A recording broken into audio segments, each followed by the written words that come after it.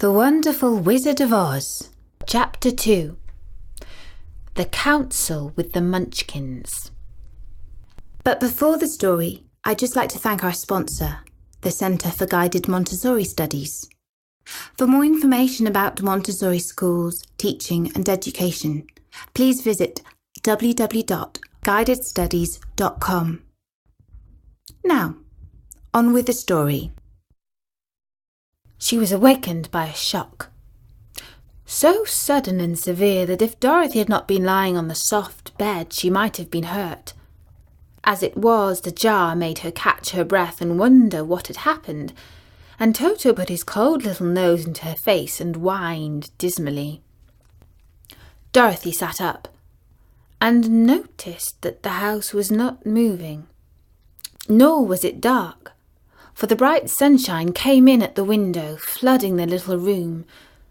She sprang from her bed, and with Toto at her heels, ran and opened the door. The little girl gave a cry of amazement and looked all about her, her eyes growing bigger and bigger at the wonderful sight she saw. The cyclone had set the house down very gently, for a cyclone, in the midst of the country of a marvellous beauty. There were lovely patches of greensward all about, with stately trees bearing rich and luscious fruits. Banks of gorgeous flowers were on every hand, and birds with rare and brilliant plumage sang and fluttered in the trees and bushes. A little way off was a small brook rushing and sparkling along between green banks, and murmuring in a voice very grateful to a little girl who had lived so long on the dry, grey prairies. While she stood, looking eagerly at the strange and beautiful sights, she noticed coming toward her a group of the queerest people she had ever seen. They were not as big as the grown folk she had always been used to, but neither were they very small. In fact, they seemed about as tall as Dorothy, who was a well-grown child for her age, although they were, as far as looks go, many years older. 3 were men and 1 a woman, and all were oddly dressed. They wore round hats that rose to a small point a foot above their heads, with little bells around the brims that tinkled sweetly as they moved. The hats of the men were blue, and the little woman's hat was white, and she wore a white gown that hung in pleats from her shoulders. Over it were sprinkled little stars that glistened in the sun like diamonds. The men were dressed in blue of the same shade as their hats, and wore well-polished boots with a deep roll of blue at the tops. The men, Dorothy thought, were about as old as Uncle Henry, for 2 of them had beards, but the little woman was doubtless much older. Her face was covered with wrinkles, her hair was nearly white, and she walked rather stiffly. When these people drew near the house where Dorothy was standing in the doorway, they paused and whispered among themselves as if afraid to come farther. But the little old woman walked up to Dorothy, made a low bow, and said in a sweet voice, "You are most welcome, noble sorceress, to the land of the Munchkins. We are so grateful to you for having killed the wicked witch of the East, and from setting our people free from bondage." Dorothy listened to this speech with wonder. What could the little woman possibly mean by calling her a sorceress and saying she had killed the wicked witch of the East? Dorothy was an innocent, harmless little girl who had been carried by a cyclone many miles from home, and she had never killed anything in her life. But the little woman evidently expected her to answer, and so Dorothy said with hesitation, "You're very kind, but there must be some mistake. I have not killed anything." Your house did anyway, replied the little old woman with a laugh. And that is the same thing. See? She continued, pointing to the corner of the house. There are her 2 feet, still sticking out from under a block of wood. Dorothy looked and gave a little cry of fright. There indeed, just under the corner of the great beam the house rested on, 2 feet were sticking out, shod in silver shoes with pointed toes. Oh dear, cried Dorothy, clasping her hands together in dismay. The house must have fallen on her. Whatever shall we do? There is nothing to be done, said the little woman calmly. But who was she? Asked Dorothy. She was the Wicked Witch of the East, as I said, answered the little woman. She has held all the Munchkins in bondage for many years, making them slave for her day and night. Now they are all set free, and are grateful to you for the favor. Who are the Munchkins? Asked Dorothy. They are the people who live in the land of the East, where the Wicked Witch ruled. Are you a Munchkin? Asked Dorothy. No, but I am their friend. Although I live in the land of the North, when they saw the Witch of the East was dead, the Munchkins sent a swift messenger to me, and I came at once. I am the Witch of the North. Oh, gracious, cried Dorothy. Are you a real witch? Yes, indeed, answered the little woman, but I am a good witch, and the people love me. I am not as powerful as the Wicked Witch was who ruled here, or I should have set the people free myself. But I thought all witches were wicked, said the little girl, who was half frightened at facing a real witch. Oh, no, that is a great mistake. There were only 4 witches in the land of Oz, and 2 of them, those who live in the north and the south, are good witches.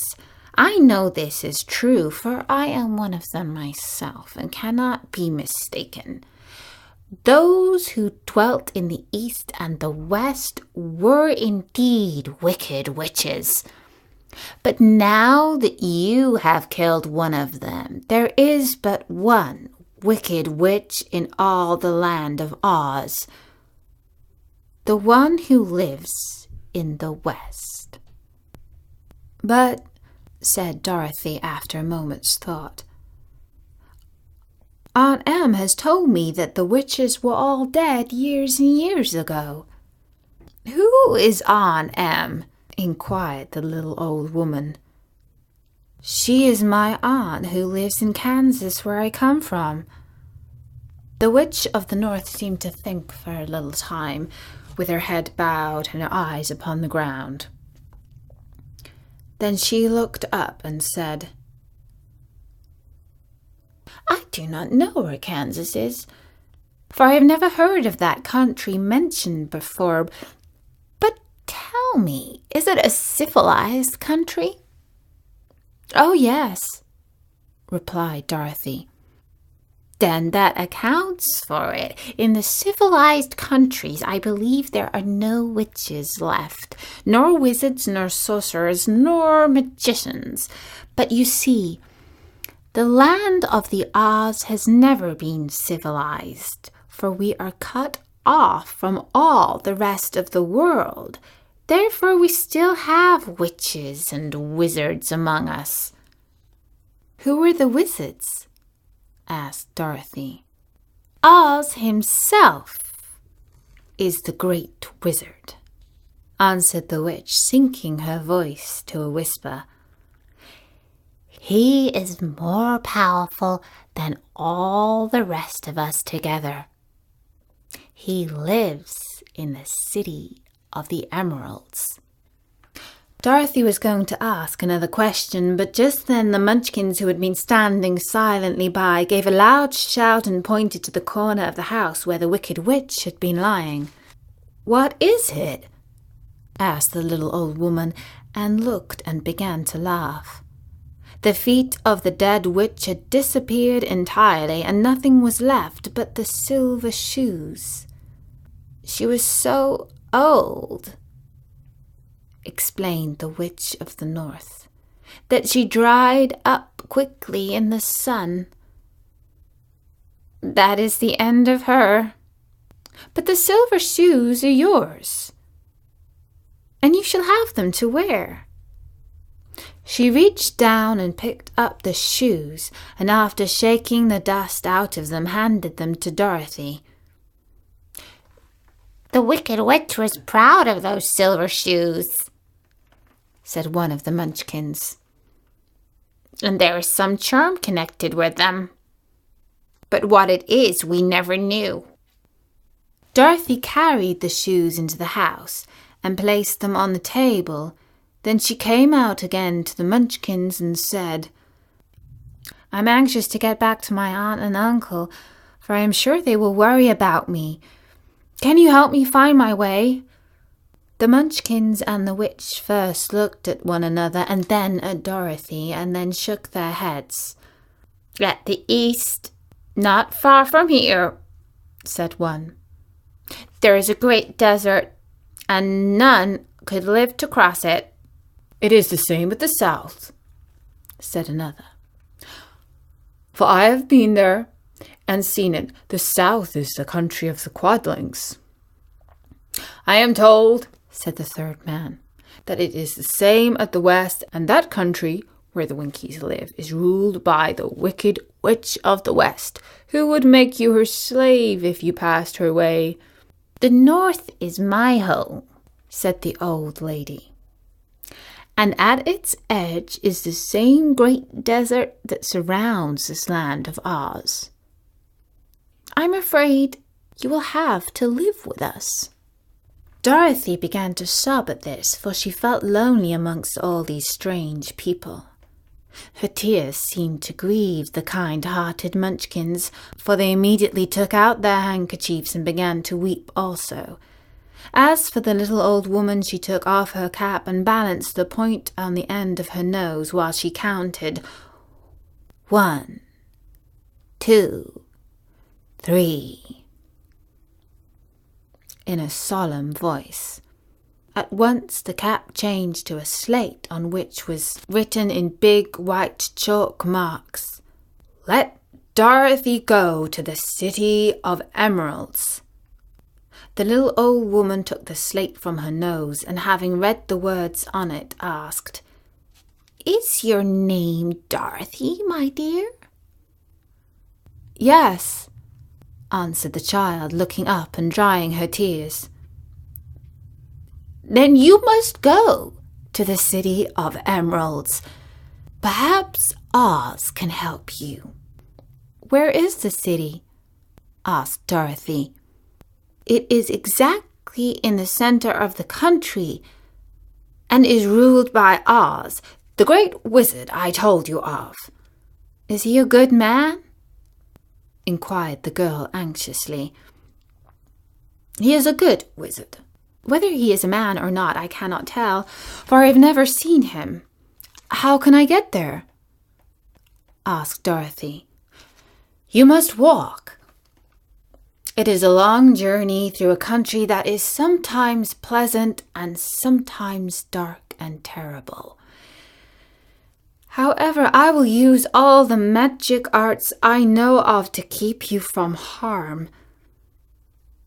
Won't you go with me?"